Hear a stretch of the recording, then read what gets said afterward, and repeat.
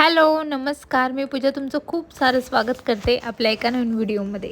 तर आजच्या व्हिडिओमध्ये मी सकाळचं रुटीन तुमच्याबरोबर शेअर करते। सकाळचं नाही म्हणजे याच्यात मिक्सअप रुटीन आहे पूर्ण दिवसभरात। तर सकाळी मी मुलांना अशा प्रकारे ड्रायफ्रूट्स वगैरे देत असते। त्याच्यामुळे काय होतं माहिती का, मुलं सकाळी सकाळी त्यांना भूक लागलेली असते आणि ते खातात पण। आणि शक्यतो मी मुलांना त्याच्यासोबत थोडंसं बिस्किट वगैरे दिले म्हणजे त्यांना नको नको वाटायला पण नको आणि ते आवडीने खातील पण। आणि ड्रायफ्रूटचे फायदे तुम्हाला माहीतच आहे, ते काही नव्याने सांगण्याची गरज नाही आपल्याला। आणि सकाळी सकाळी याला रेडी होण्यास म्हणजे मदत होते थोडीफार, तो करून घेतो त्याची। त्याच्यानंतर देवपूजा आज अहोंनी केली, खूप छान प्रकारे आज देवपूजा झालेली आहे आणि बघू शकता तुम्ही। आणि असं तुम्हीही म्हणजे जर तुमचे मिस्टर वगैरे कोणी देवपूजा वगैरे करत नसेल घरात, जे लोक नास्तिक असेल ना त्यांना आस्तिक बनवण्याचं काम हे आपलं असतं।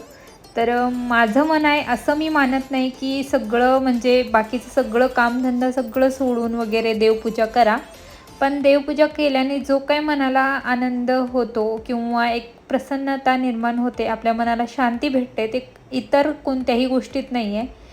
बघितलंय तुम्ही, खूप लोकांना खचून वगैरे जातात सगळ्या गोष्टीमध्ये, पण नंतर ह्या सगळ्या गोष्टी यायला पाहिजे। त्याच्यानंतर आम्ही थोडंसं दुपारी बाहेर गेलेलो, आम्हाला जायचं होतं थोडं बाहेर फिरायला मुलांना घेऊन, थांबलो, मुलांना पण नाश्ता ते नाही वगैरे शक्य करू घातला। झालं। आणि इकडं म्हणजे लोणी डोसा वगैरे खूप स्पेशल आहे त्याच्यामुळे, आणि मिसळ घेतलेली।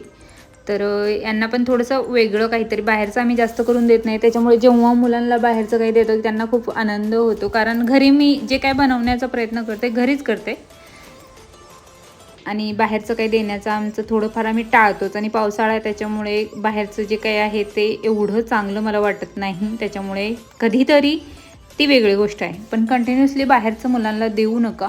आता इथं ऊन पडलेला, पण नंतर अचानक पाऊस आला आणि आमचा प्लॅन चेंज झाला।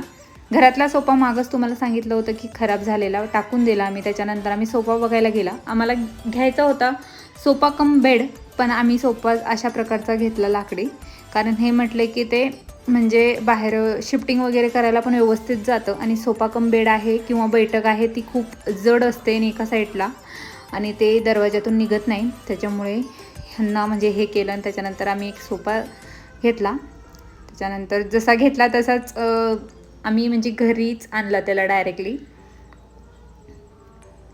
तर अशा प्रकारे लाकडी सोफा घेतला आहे आणि त्याच्यावरच्या गाद्या वगैरे आपण चेंज करू शकतो। जे काय अटॅच असतात ना गाद्या डायरेक्टली, ते म्हणजे मला वाटतं की पर्सनली वाटतं की ते खराब म्हणजे होतात लवकर। त्याच्यानंतर संध्याकाळचं जेवण वगैरे केलं आणि आम्ही त्याच्यानंतर जेवण वगैरे केल्यानंतर थोडंसं तुम्हाला दाखवते मी की कशा प्रकारे होते। हे नवीन घरात आल्यापासून खूप सारा हे झाला, म्हणजे इकडं तिकडं व्हिडिओ माझी व्यवस्थित येत नाही आहे। आणि नंतर तुम्हाला दाखवते मी की सोफा कशा प्रकारे आम्ही लावला, त्याच्यावरचं कवर अजून लावायचं बाकी आहे। तर अशा प्रकारे हे सोफा लावलेला आहे। तर तुम्हाला माझा हा छोटासा मिनी व्लॉग कसा